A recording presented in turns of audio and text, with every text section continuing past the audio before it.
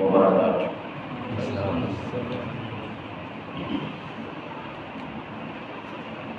الحمد لله رب العالمين،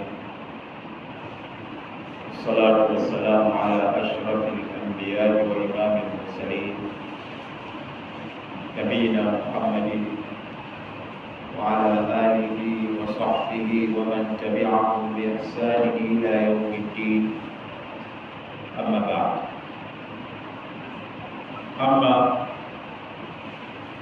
baada ya utangulizi huu, sallallahu alaihi wasallam, hakika ni jambo la kumshukuru sana Allah subhanahu wa ta'ala kwa kutupa taufiki na kutupa nguvu ya kuwa hapa hii leo, kwa sababu kama alivyosema shekhe wetu hapa katika utangulizi, tupo hapa kwa mara ya kwanza kabisa kufungua msikiti huu ambao ni nyumba ya Allah subhanahu wa ta'ala. Jambo la kheri kabisa kuwa katika eneo hili leo hii, na kheri inazidi pale itakapokuwa huu ni mwezi mtukufu wa Ramadhani. Kwa leo ni mwezi 26, kesho ndo tunaingia mwezi 27 kwa uwezo wake Allah subhanahu wa ta'ala. Kwa hiyo kwenye jambo la kheri katika mwezi wa kheri, jambo lenyewe ni la kheri, lakini mwezi pia ni mwezi wa kheri, si bora kabisa, mwezi mtukufu wa Ramadhani.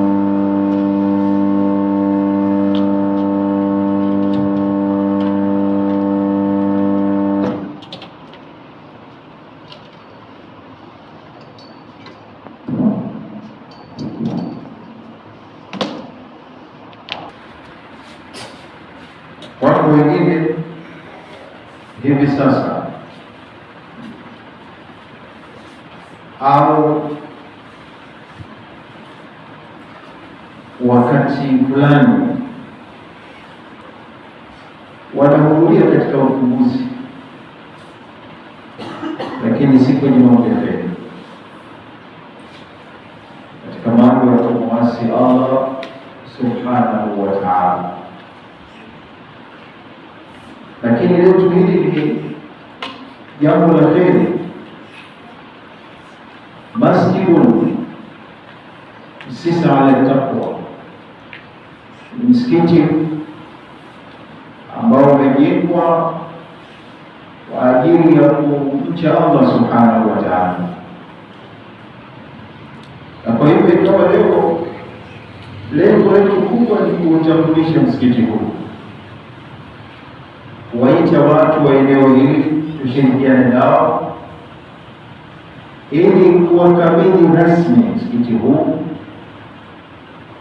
kwa sababu msikiti si mali ya mtu, bali ni mali ya Mwenyezi Mungu subhanahu wa ta'ala.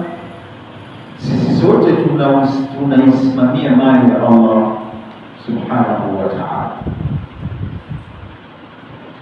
Kwa hiyo niseme tu insha Allah, katika mazungumzo haya tutazungumzia msikiti ni nini, na tutazungumzia kuimarisha msikiti kunakuwa kwa kufanya nini. Ni mambo ambayo nitajikita biidhnillahi taala kuyazungumza katika mazungumzo yetu ya leo haya biidhnillahi taala. Jambo la kwanza, ndugu zangu katika imani, tukizungumzia msikiti, kila mmoja anafahamu ni jina la Kiarabu linalotokana na neno masjid. Kwa Kiarabu wanaita masjid, Masjid ismu makan, ni jina na sehemu ambayo watu ndani yake wanasujudu. Yaani ukisema masjid, maanake ni eneo ambalo watu ndani yake wanasujudu. Lakini hili neno masjid lina maana pana zaidi ya kusujudu, kwa sababu kwenye lugha ya Kiarabu au lugha ya Kiarabu ina balagha yake, ina falsafa yake. Wakati fulani kinaweza kikaitwa kitu kwa jina fulani, lakini likawa ina maana pana zaidi, na ndio hili neno masjid. Maana yake ni sehemu ya kusujudia,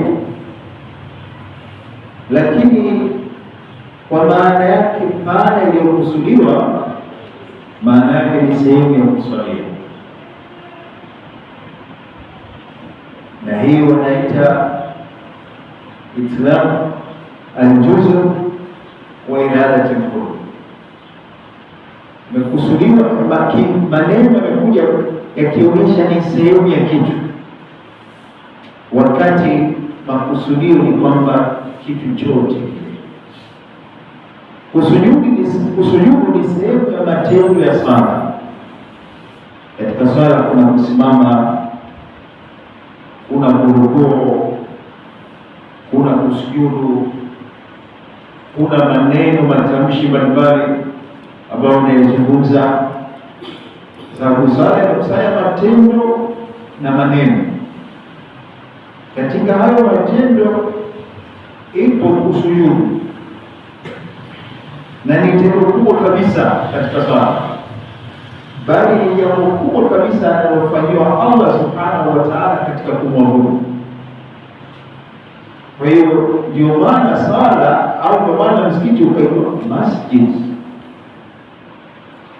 ikiwa inakusudiwa sala kwa ujumla kwamba inatendeka ndani ya msikiti.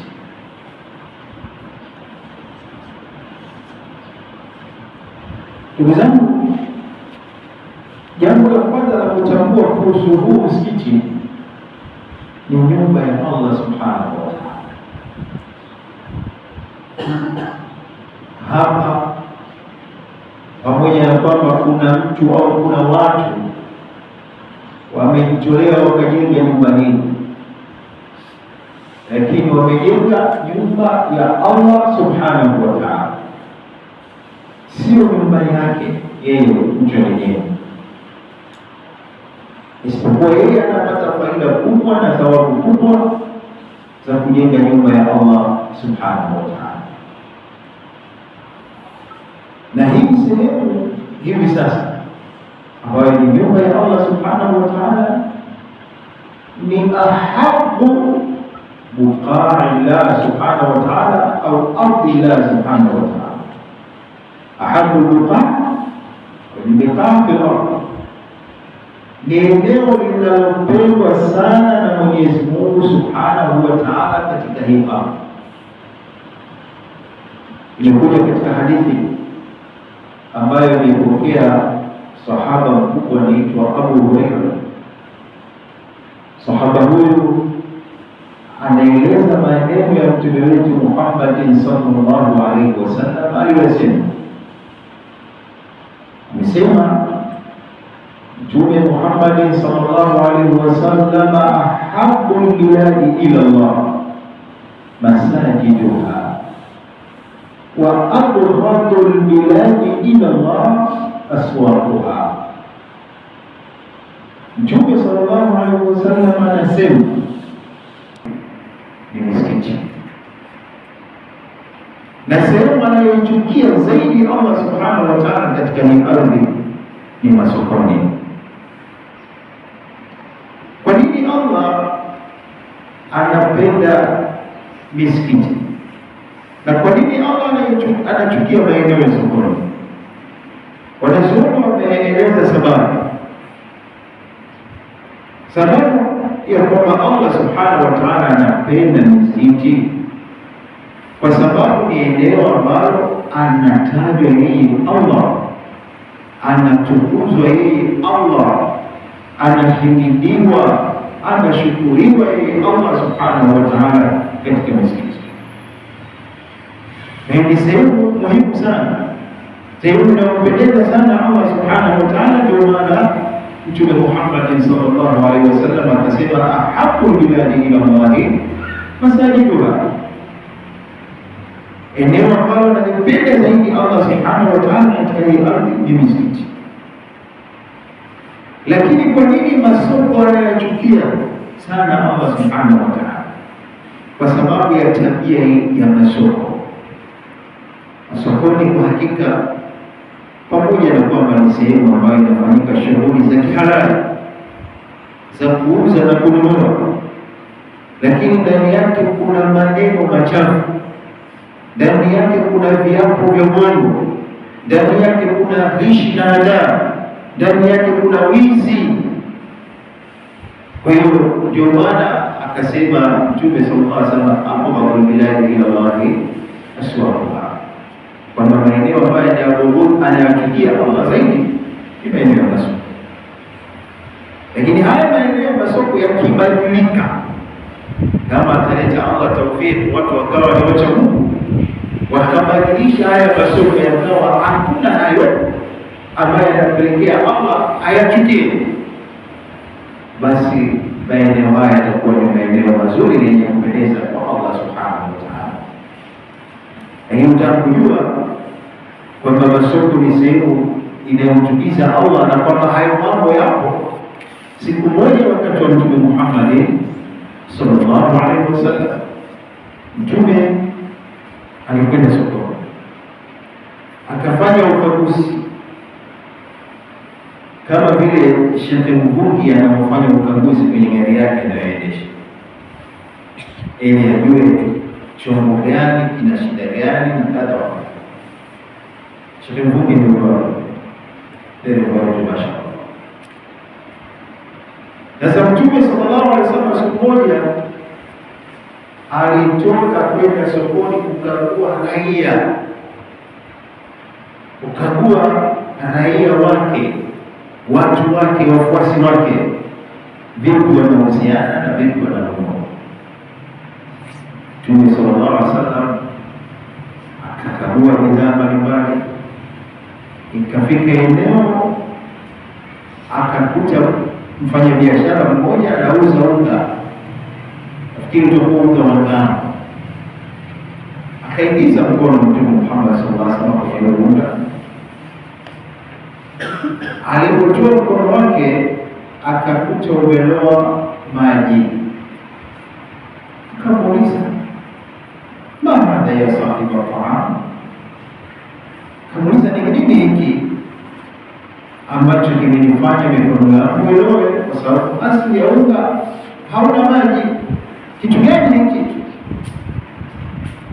Akasema, kajibu Mtume sallallahu alaihi wasallam kwa heshima na hali ya juu, akasema, asabatuhu samau ya Rasulullah, ewe mjumbe wa Allah, kilichotokea imenyesha mvua, hii mvua ikalowesha unga.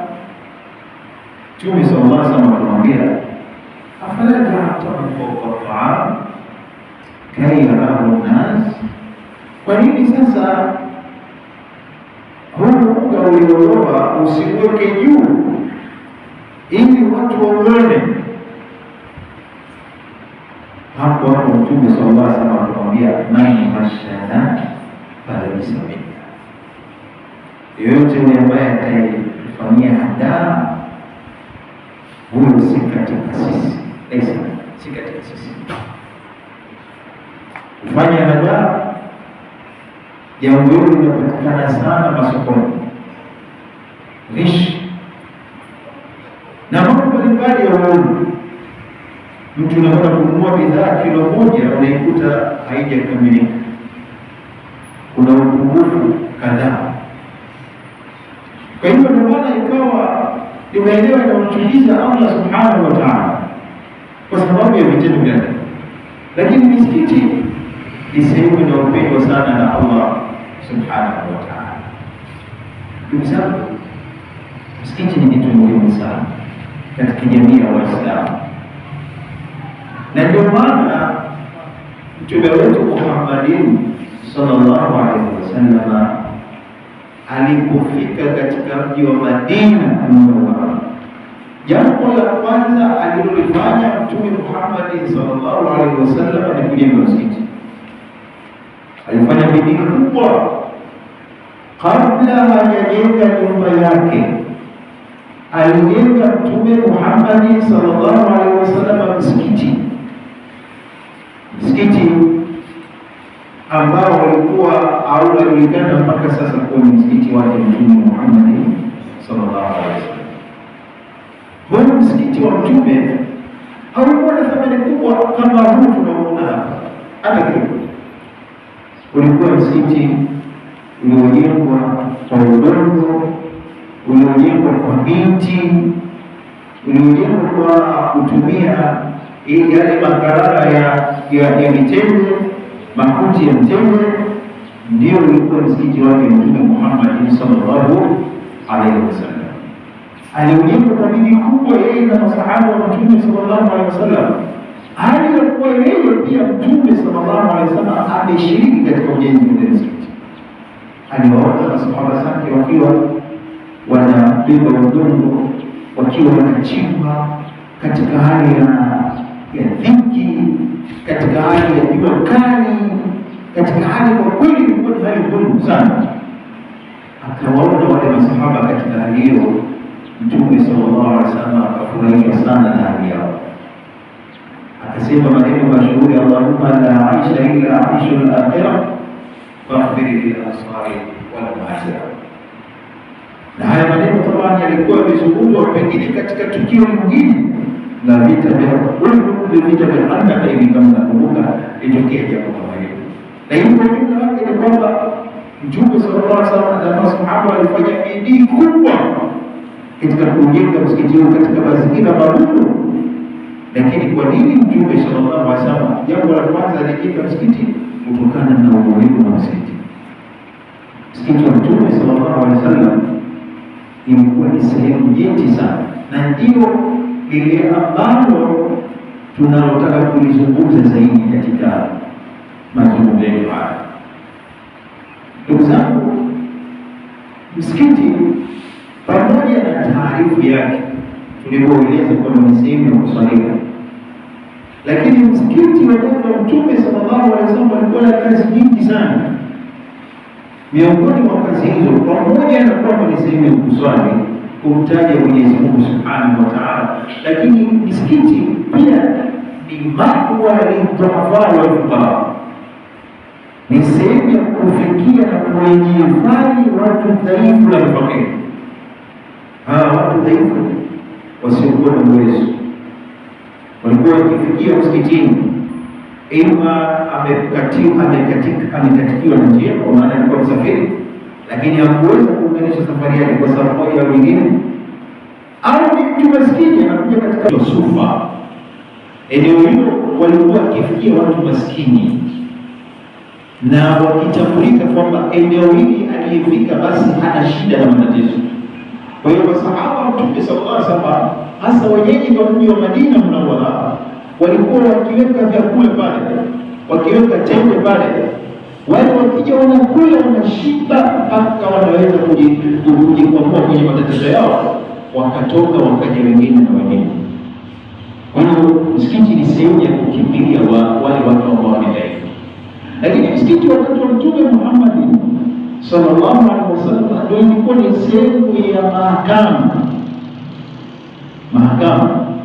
kwa maana Mtume sallallahu alaihi wasallam alikuwa akitumia msikiti kuhukumu au kutoa maamuzi kwenye mambo mbalimbali.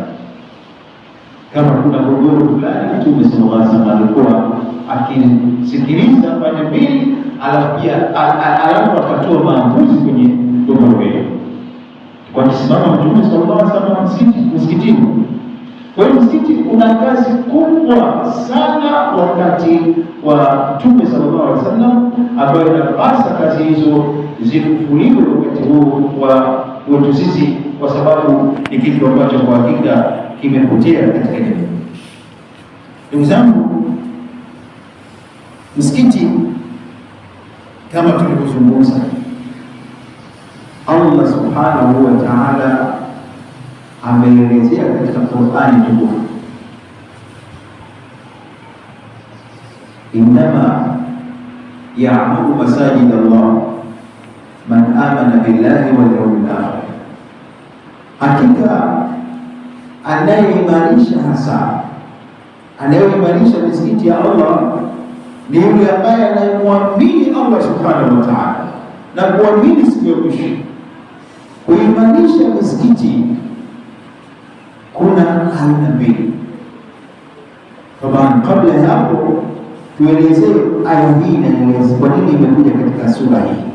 Hakika hasa anayeimarisha misikiti ya Allah subhanahu wa ta'ala yule anayeamini Mwenyezi Mungu na siku ya mwisho, kastaja sifa hizo Allah subhanahu wa ta'ala, kwa sababu bwana mmoja ambaye ni ami yake Mtume sallallahu alaihi wasallam anaitwa Abbas ibn Abdul Muttalib, kabla hajasilimu, kabla hajawa Muislamu, aliingia kwenye matenga, akawa katika matenga waliotekwa na Waislamu. Sasa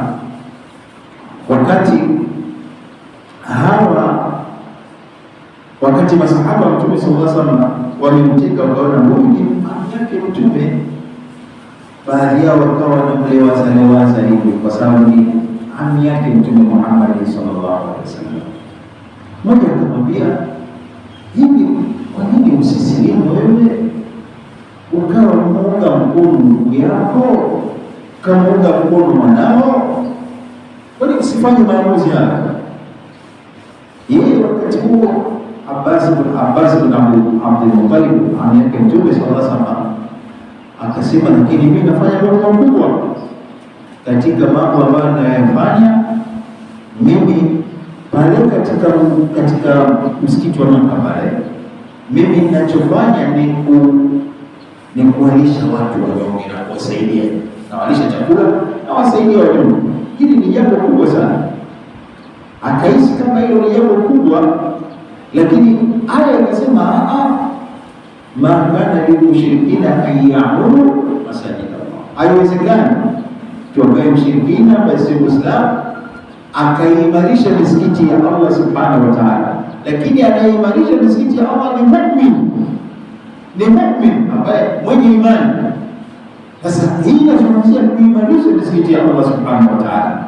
Abbas ibn Abi Talib, baba yake mdogo Mtume sallallahu alaihi wasallam, wakati kabla hajasilimu aliona lile tendo lake, pamoja na kwamba yeye si Muislamu, lakini anasaidia masuala ya kijamii katika msikiti kama vyakula na kuwasaidia wanyonge. Akaona tendo hili kuimarisha msikiti ya Allah subhanahu wa ta'ala. Hapana, ikawa tofauti na hivi. Ndani ya misikiti hii ya Allah subhanahu wa ta'ala, kama tunazungumza, jambo la kwanza kuimarisha misikiti ya Allah subhanahu wa ta'ala ni kuijenga misikiti ya Allah subhanahu wa ta'ala. Ndio maana ilikuja hadithi mashuhuri ya Mtume wetu Muhammad sallallahu alaihi wasallam, akasema Mtume sallallahu alaihi wasallam, man bana lillahi masjidan walau kamifhasi qada libaitiha bana Allahu lahu baitan fil janna. Yoyote atakayejenga msikiti kwa ajili ya Allah subhanahu wa ta'ala, msikiti huo hata kama ulikuwa mdogo, wanasema kwa tafsiri rahisi ya Kiswahili, kama kiota cha ndege, basi Mtume sallallahu alaihi wasallam anasema mtu huyo Mwenyezi Mungu subhanahu wa ta'ala atamjengea nyumba yake peponi. Fikiria hiyo nyumba ambayo umeijenga ya Allah subhanahu wa ta'ala katika hii dunia kwa ajili ya Allah subhanahu wa ta'ala, nyumba ndogo Amesema hapa Mtume sallallahu alaihi wasallam kamifhasi qata, yani kama kiota cha ndege tu, basi Mwenyezi Mungu Subhanahu wa Ta'ala atakujengea nyumba yako. Hii kuhimiza kujenga msikiti, kwa sababu haiwezekani mtu akajenga msikiti wenye ukubwa wa kiota cha ndege, kwa sababu kiota cha ndege pengine hata mguu mmoja wa mtu mwingine ndani yake. Lakini hii kuhimiza kujenga misikiti ya Allah, kwamba tuijenge, kwa sababu ukijenga msikiti wa Allah Subhanahu wa Ta'ala, basi wewe hakika utakuwa ni katika wale ambao Allah amekuandalia makazi katika pepo yake kwa kujengea nyumba, kwa kujengea nyumba katika pepo yake Allah Subhanahu wa Ta'ala. Sasa ni kujenga nyumba ya Allah Subhanahu wa Ta'ala, lakini kujenga hii nyumba ya Allah haitoshi. Lakini jambo kubwa katika hilo ni kuilinda, na katika kuilinda jambo la kwanza ambalo ni muhimu ni kutekeleza ibada ndani yake kama inavyopasa kwa njia ya watu wema waliotangulia. Sisi tunasema hapa tunaswali, hapa ni nyumba ya Allah Subhanahu wa Ta'ala. Hapa kitakachofanyika ni kile alichotufundisha Mtume wetu Muhammad sallallahu alaihi wasallam, kile alichofundisha Allah Subhanahu wa Ta'ala. Allah anasema fi buyuti adina Allahu an turfa wa yudhkara fiha ismuhu, katika nyumba za Allah Subhanahu wa Ta'ala Allah ameamrisha linyanyuliwe na litajwe jina lake Allah Subhanahu wa Ta'ala. Ndipo litajwe jina la Allah Subhanahu wa Ta'ala. Katika kunyanyua jina la Allah ni kujenga misikiti ya Allah Subhanahu wa Ta'ala. Katika kunyanyua jina la Allah Subhanahu wa Ta'ala ni kuilinda misikiti hii ya Allah Subhanahu wa Ta'ala. Kuilinda, kuitunza, kutoichezea, kutoiharibu. Kama inahitaji matunzo fulani, marekebisho fulani, kurekebisha nyumba za Allah Subhanahu wa Ta'ala. Ndio maana tutakumbuka kisa cha mwanamke ambaye katika hadithi mashuhuri inaitwa hadithi Qammamatu al-Masjid. Qammamatu al-Masjid, kwamba mwanamke huyu alikuwa kazi yake ni kukusanya taka msikitini na kusafisha msikiti. Wakati fulani huyu mama alikuwa akiingia wakati wa asubuhi kabla ya dhuhuri,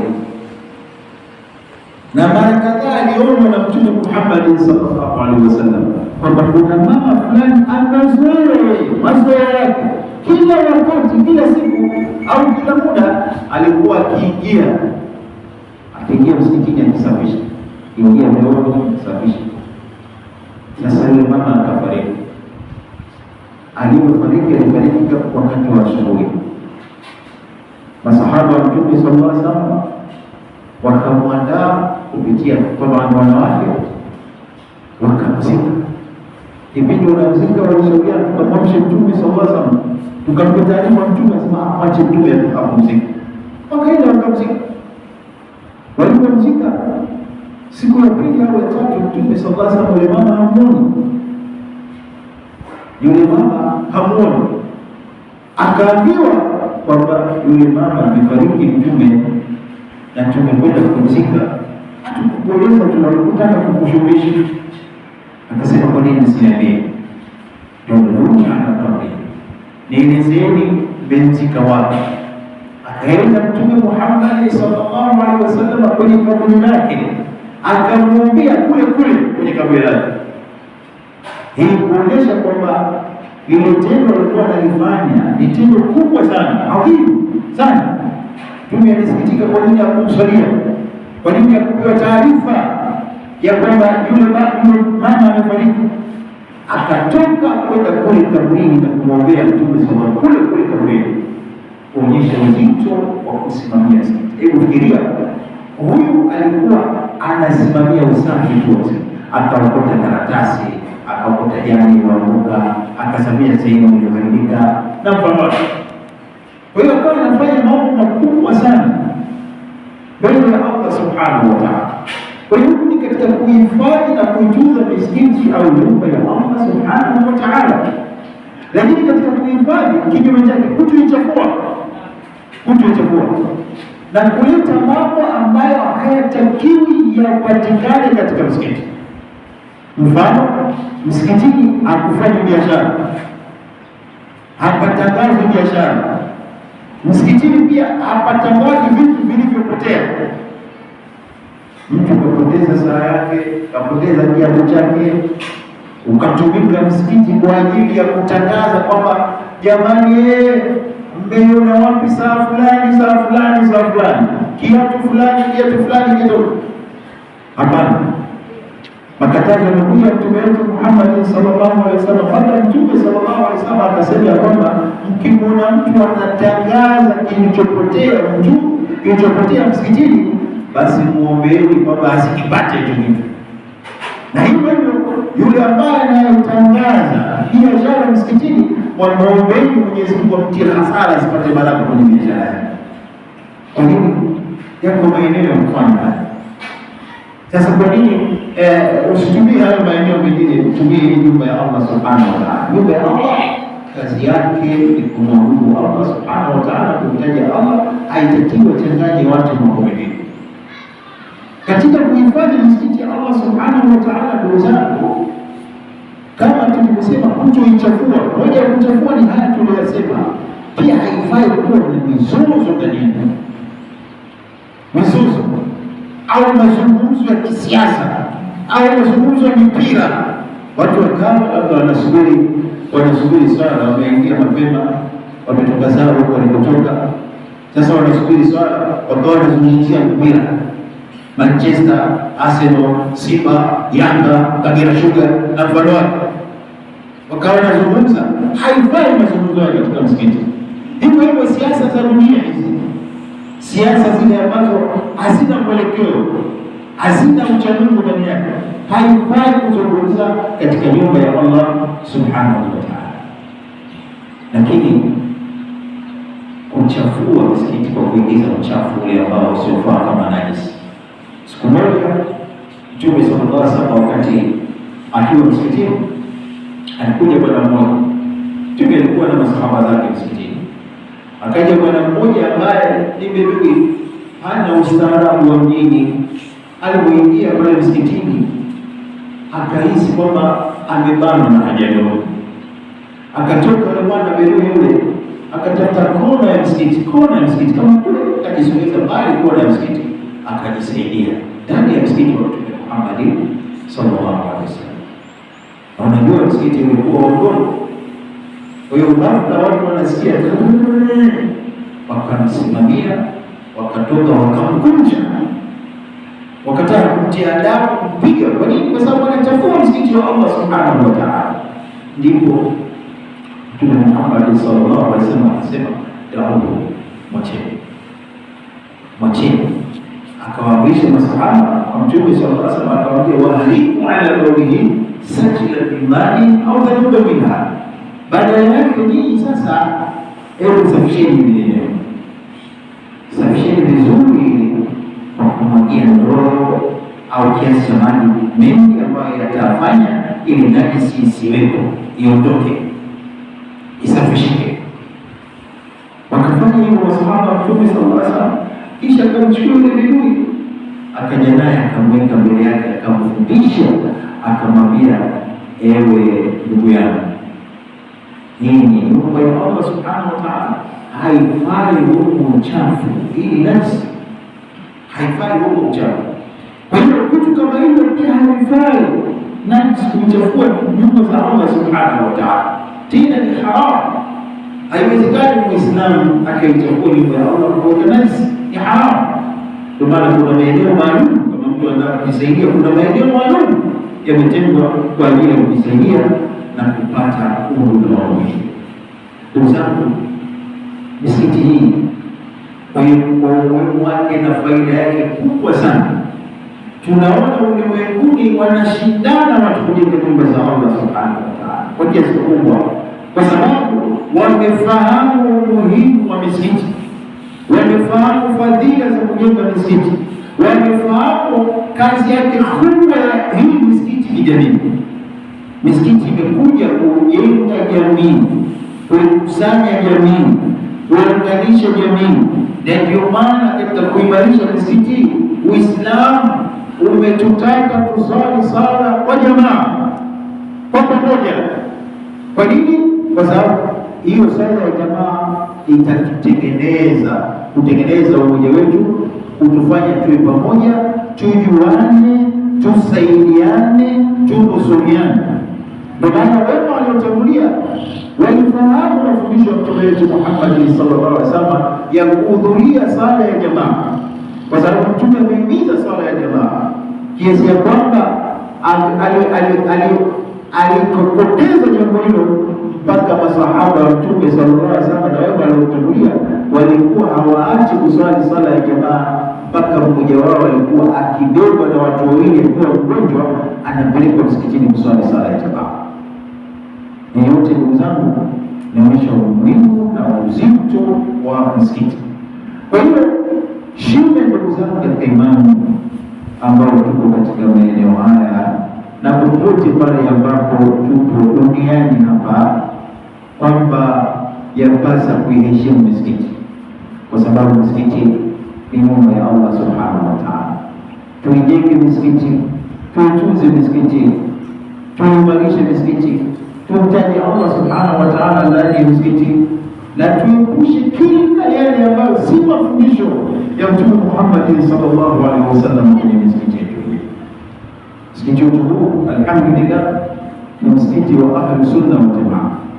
Hapa utasikia qala Allahu qala Rasul, amesema Allah, amesema Mtume, kwa mujibu wa mafundisho, ufahamu wa wema waliotangulia. Ndivyo tunapofanya katika msikiti huo. Hatuna mambo ya bid'a, hatuna mambo ya khurafat, mambo ambayo hakufundisha Mtume wetu Muhammad sallallahu alaihi wasallam. Na dawa yetu ni dawa ya wasatia, manhaju ya wasatia, kwamba sisi tunakwenda manhaji ya kati kwa kati. Hatuna kuvuka mipaka hulu, wala hakuna kuwa na tasawu, kwamba kuachia mambo yaende vile wanavyotaka watu, bali tutafanya mambo kwa mujibu wa Allah subhanahu wa ta'ala na Mtume wake Muhammad sallallahu alaihi wasallam, kwa ufahamu wa wema waliotangulia. Msikiti huu, kwa hiyo tuseme kwamba ni msikiti wa Ahlus Sunna wal Jamaa. Ibada itakayotekelezwa hapa ni ibada ile aliyofundisha Mtume Muhammad sallallahu alaihi wasallam, sallu kama raaitumuni usalli, salini kama mlivyoniona mimi nikisali. Kwa hiyo tuenzi msikiti huu, tuje tuswali katika msikiti huu, na kuanzia leo alhamdulillah, imamu atakuwepo hapa, atakuwa anaswalisha, atakuwa anatoa baadhi ya madarasa, hata watu wakiwa majumbani wao watakuwa wanasikia dawa hii ambayo itakayotolewa hapa, mafundisho ambayo yatakuwa ni mafundisho ya Mtume sallallahu alaihi wasallam, mafundisho ya Allah subhanahu wa ta'ala kupitia Mtume wake Muhammad sallallahu alaihi wasallam, kwa njia nyepesi, bila kutukana watu, bila kubughudhi watu, bila kuwaaibisha watu. Ni swala kama alivyofundisha Mtume wetu Muhammad sallallahu alaihi wasallam. Nimeambiwa katika zangu zimeisha, kwa hiyo napenda na mimi nichukue fursa hii kumwomba Allah subhanahu wa ta'ala, yule ambaye alikuwa sababu ya kupatikana kheri hii, Allah subhanahu wa ta'ala amjengee nyumba katika pepo kama alivyoahidi Mtume wake Muhammad sallallahu alaihi wasallam.